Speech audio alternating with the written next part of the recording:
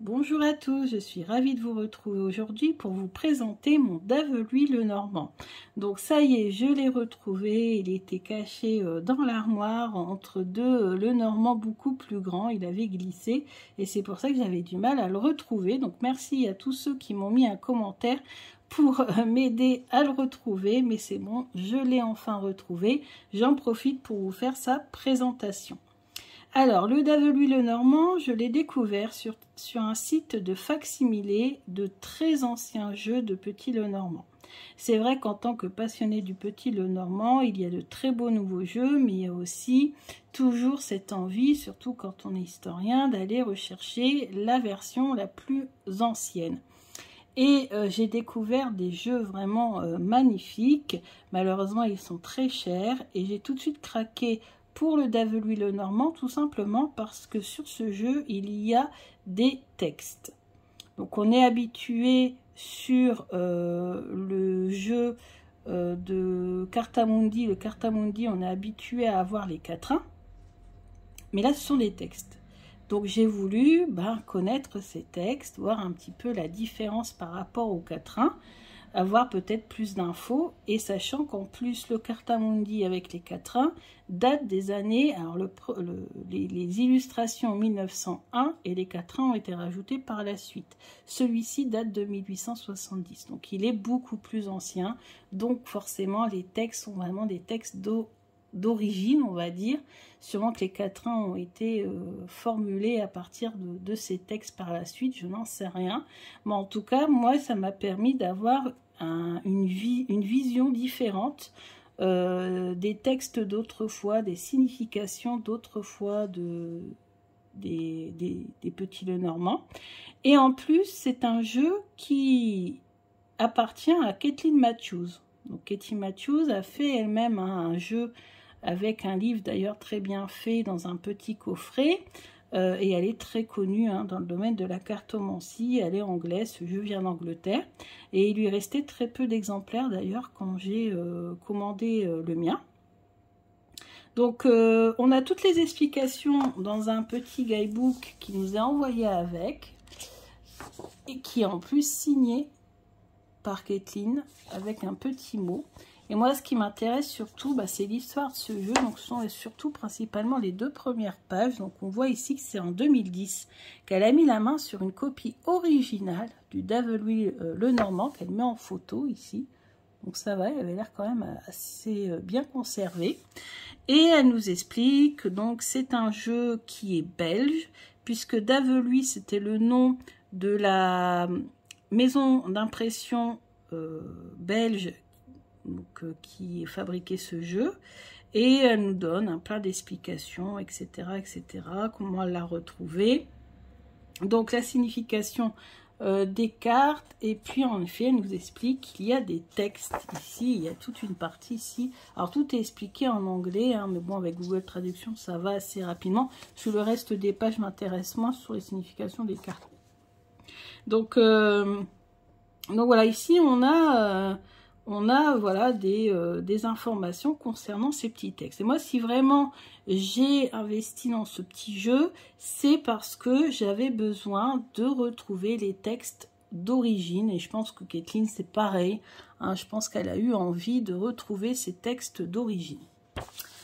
Donc, je vais vous les présenter en plus, ces textes d'origine, si vous êtes curieux. J'ai eu en même temps, donc ici, voilà, on a Kathleen Matthews, créateur de 4 tarots et 5 oracles, le Enchanted Lenormand Oracle, auteur aussi de 60 livres. Donc, vous voyez, c'est vraiment...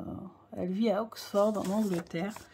Donc, ça, je suppose que ça doit être son dernier ouvrage. Et qu'est-ce que j'ai eu aussi? J'ai eu une carte postale de son dernier ouvrage. Voilà. Allez, on va passer aux cartes maintenant. Donc la boîte, je vous l'ai montrée. Donc je vous rappelle, 1870, la version de Kathleen. Et là, c'est un facsimilé, donc une reproduction à l'identique. Donc on a une carte de présentation avec le nom de la maison d'impression. Et regardez-moi ce dos comme il est classe. Il est noir et doré, je trouve ça magnifique. Ça me fait penser, vous savez, au portefeuille en cuir dans lesquels on mettait nos documents autrefois. Et ça me fait penser à ça. Je trouve ça vraiment très très classe, quoi. Beaucoup plus classe que le dos du Grimaud Cartamundi, je ne sais pas comment on l'appelle. Donc voilà. Donc vous avez un dos qui est comme ceci. Et vous avez les cartes qui font un peu imitation parchemin. Vous voyez, c'est un petit peu voilà, marronné. Donc c'est très, très bien, ça fait très vintage. Et on a le titre, l'illustration et la carte qui correspond donc en cartomancie à la carte numéro 1 du Petit Lenormand. Donc là, par exemple, c'est le 9 de cœur. Donc on a les textes, moi c'est ce qui m'intéresse le plus, hein. Indique bonne nouvelle, mais un peu éloignée. Elles peuvent avoir rapport au domicile de la personne ou venir de pays étrangers. Cette carte est un messager de bonne fortune si elle n'est point entourée de cartes sinistres. Ensuite, on a feuille de trèfle. Vous voyez déjà la différence, feuille de trèfle. Parce qu'au départ, au 19e siècle, oui, j'ai lu ça dans un livre, on nous expliquait que la carte du trèfle n'était pas systématiquement une carte de porte-bonheur. Parce que là, on parle de feuilles de trèfle, on ne parle pas non plus de fleurs de trèfle, ni de trèfle à 4 feuilles. Hein, habituellement, on a un trèfle à 4 feuilles. Là, pas forcément. D'accord? Donc, feuille de trèfle, porte-bonheur, environnée de nuages, elle est le présage de grands chagrins. Si cette carte se trouve près de celle que désigne la personne, ces chagrins ne seront pas de longue durée et auront une fin heureuse. Le vaisseau signifie richesse qu'on acquérera par le commerce ou par héritage. Il signifie aussi un voyage lorsqu'il est près de la personne. Voyage, moi je trouve aussi des fois déménagement, surtout s'il y a la maison à côté. Signifie prospérité, alors là c'est la maison, signifie prospérité dans les entreprises. Lors même que la situation présente de la personne serait malheureuse, elle peut s'attendre à un meilleur avenir. Si cette carte se trouve au milieu du jeu, au-dessous de la personne, c'est un avis de se tenir sur ses gardes. Les arbres, vous avez vu, arbre avec un S. Les arbres, loin de la personne, est un signe de santé. Ah, donc les arbres, il faut qu'ils soient loin de la personne. Plusieurs ensemble ne laisse aucun doute sur l'accomplissement des souhaits ou sur une brillante fortune à venir. Les nuages, quand leur côté clair est entouré vers la personne, quand leur côté clair est tourné vers la personne, c'est un signe heureux, mais si c'est le côté obscur, quelque désagrément ne tardera pas à survenir. 7. Est un signe de malheur. C'est quoi le serpent? Oui, ça forcément, est un signe de malheur qui se règle selon que la carte est proche ou loin de la personne, mais elle amène toujours à sa suite hypocrisie, trahison et perte. 8. Très près de la personne signifie infailliblement maladie grave, mort ou perte totale de fortune, mais loin de la personne, cette carte est moins dangereuse. Signifie le bouquet de fleurs. Donc là, c'est carrément le bouquet de fleurs. Signifie beaucoup de bonheur sous tous les rapports. 10. La faux. Faux écrit en ancien français. Présage d'un grand péril, mais que l'on peut éluder quand elle est entourée de bonnes cartes. La Vierge. Signifie brouillerie de famille, chagrin domestique, dissension entre époux, fièvre ou longue maladie. 12. Les oiseaux signifient des peines que l'on aura à supporter, mais de peu de durée. Loin de la personne, cette carte est le signe d'un heureux voyage. L'enfant est un signe que l'on n'a que de bonnes liaisons et que l'on est bien de bonté à l'égard de tout le monde.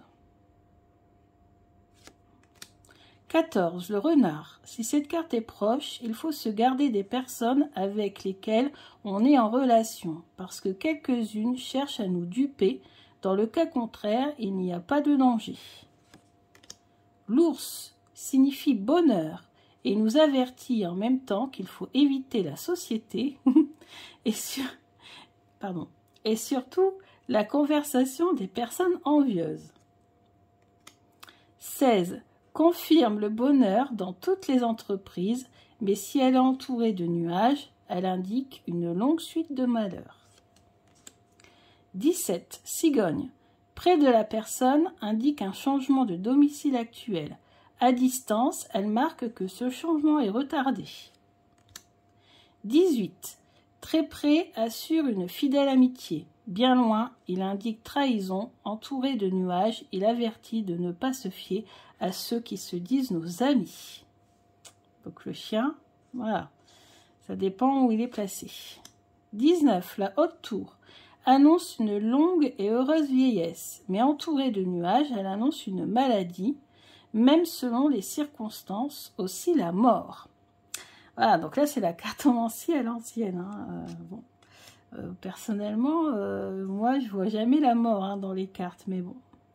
Faut toujours rester aussi, faut prendre un petit peu de la hauteur. Jardin. Annonce une bonne et grande compagnie où l'on entrera. Tout près, elle assure encore une amitié constante, mais éloignée, c'est un signe pour de faux amis. Donc, je pense que les quatrains qui sont arrivés après ont adouci un petit peu ces textes qui peuvent être parfois un peu durs. 21. La montagne. Près de la personne, donc près de la personne, je vois c'est près du consultant ou de la consultante, nous fait craindre un ennemi puissant. Mais dans l'éloignement, nous pouvons compter sur de forts amis. Donc la montagne, ça peut être ennemi ou ennemi. 22. Les chemins. Entourés de nuages sont des meilleurs... Entourés de nuages sont des signes de malheur. Mais sans cette carte et loin de la personne, il y a des voies ou des moyens que nous trouverons pour échapper à un danger. Les souris signifient vol. Si elle est près, on retrouvera l'objet perdu, et si elle est éloignée, la perte est irréparable. Alors ça oui, et ça j'ai cherché des objets qu'on avait perdus, et à chaque fois on les a retrouvés, et à chaque fois qu'on les a retrouvés, il y avait la souris qui était dans le tirage. Ça, c'est vrai que quand la souris, si vous faites un grand tableau et que la souris est à côté, ça veut dire qu'on va retrouver l'objet. Ou alors si comme moi vous faites un tirage en 5, 6, 7 cartes et que les souris sont dans ces 7 cartes-là, c'est sûr que vous allez les retrouver rapidement. 24. Le cœur, signe de joie, de bonheur et de concorde. 25. L'anneau. À la droite de la personne annonce un heureux mariage avec une dot brillante. Voilà, on est à l'ancienne, on est au 19e siècle et il y avait encore le système de dot en France qui existait. Donc en France ou en Belgique, parce que c'est un jeu belge à l'origine. En tout cas, dans toute l'Europe, il y avait ce système de dot quand on se mariait. Mais éloignée et à la gauche, elle annonce rupture de fiançailles ou séparation de deux amants. Livre. Communique un secret. Sa position nous fait juger ce qu'il concerne. Cependant, il faut agir avec circonspection à cet égard. C'est un peu énigmatique. Lettre. Vous voyez, d'Aveluy, Bruges. Donc la maison d'impression était à Bruges. Sans nuages marque un bonheur qui nous arrive par d'agréables nouvelles venant de loin. Mais si dans le voisinage de la personne il se trouve de nombreux nuages, elle doit s'attendre à beaucoup de chagrin. Donc en fait, à chaque fois, on se rend compte que la carte des nuages, très important de savoir où elle se situe. Parce que c'est souvent en rapport avec les nuages qu'une carte est positive ou négative. Monsieur 28 est la carte dominante du jeu, ainsi que la suivante, la numéro 29, et nous montre le bonheur ou le malheur de la personne qui consulte. Donc en fait, tout dépend de cette carte où elle est placée, grosso modo. On a deux monsieur. Ah, ça c'est... Ouais, j'ai pas lu le livret, mais ça doit être une volonté de Kathleen. Elle a mis deux monsieur qui regardent dans deux directions opposées. Et elle a mis deux dames qui regardent dans deux directions opposées. Et je ne pense pas qu'à l'époque, au 19e siècle, il y ait deux femmes et deux hommes. Qu'à vérifier dans le livret, mais je pense que ça a été rajouté par Kathleen, ça. Donc, numéro 29, de la même importance que la numéro 28, tout dépend de sa position dans le jeu, en dépit des tournures et de la pénétration de celui qui pose les cartes. Pareil, énigmatique un petit peu cette phrase. Ensuite, 30, les lys, avec un I. Annonce, alors ce ne sont pas des fautes d'orthographe, hein, vous avez vu même des fois dans les textes, ce ne sont pas des fautes d'orthographe, c'est tout simplement parce que c'est comme ça que l'on écrivait au 19e siècle, hein, un peu mélange d'ancien français et de français actuel, enfin voilà, l'écriture, la langue française a évolué avec le temps. Hein. Donc 30, annonce une vie heureuse entourée de nuages, indique chagrin de famille. Si cette carte se trouve au-dessus de la personne, c'est un signe de vertu. Au-dessous, elle met au contraire en doute ses bonnes qualités. Carte 21. De près, il éclaire de ses rayons et fait fleurir le bonheur, mais de loin, il refroidit, décourage dans toutes les entreprises et prépare des calamités. Génial. 32. Est un signe de grand bonheur, de grand honneur, pardon. Si cette carte se trouve à côté de la personne, au contraire, si elle en est éloignée, elle annonce infortune. Donc pareil, ça dépend si la carte est proche ou éloignée du consultant. La carte du consultant. 33. La clé. Tout près annonce la réussite certaine d'une affaire, mais éloignée, c'est le contraire. 34. Les poissons. Préparent une fortune par mer et une suite d'entreprises heureuses, mais s'ils sont éloignés, ils sont les sinistres présages que les meilleurs projets seront renversés. Ensuite, l'ancre est le signe d'une heureuse entreprise sur mer, d'un grand avantage. Alors pourquoi à chaque fois ils nous disent entreprise sur mer? Non, bien sûr, tout ça, ça évolue avec le temps. C'est parce qu'autrefois, au 19e siècle, en fait, le commerce et l'enrichissement se faisaient encore par le biais du commerce maritime, tout simplement. Donc c'est pour ça qu'à chaque fois ils disent entreprise sur les mers, parce que c'est en rapport avec l'encre.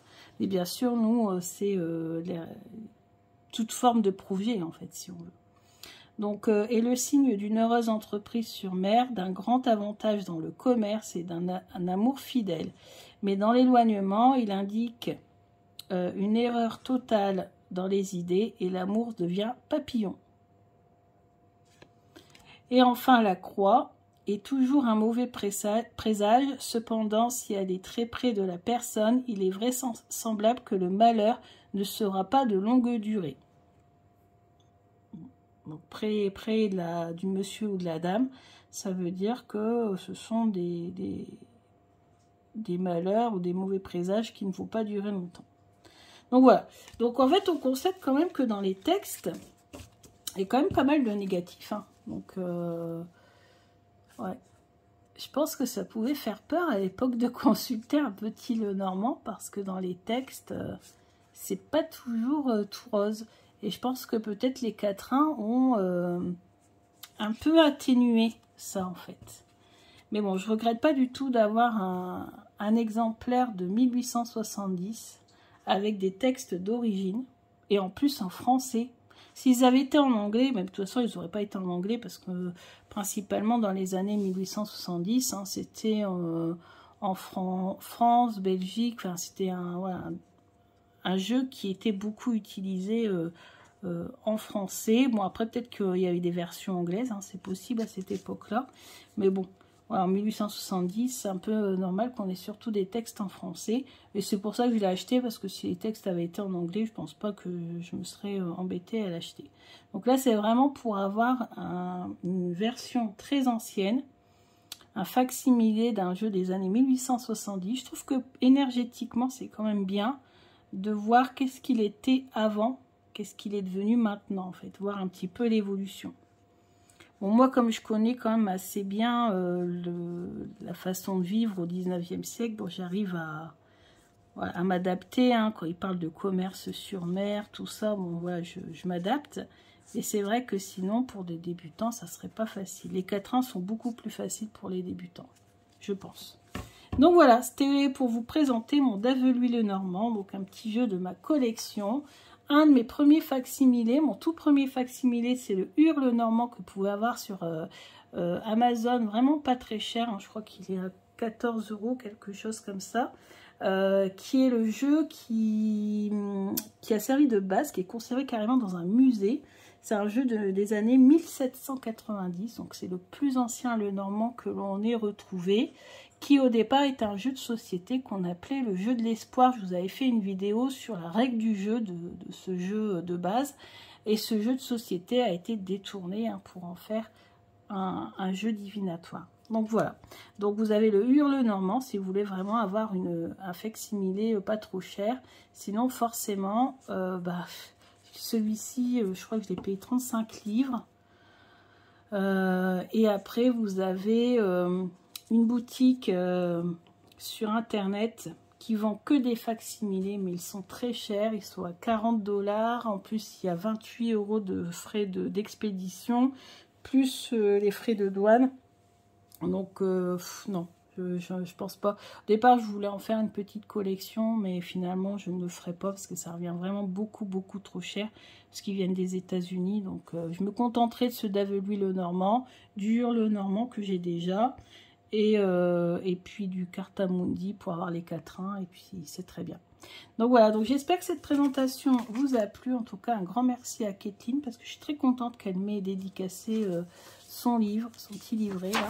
Vraiment très contente d'avoir sa dédicace. Je garde le livret très précieusement.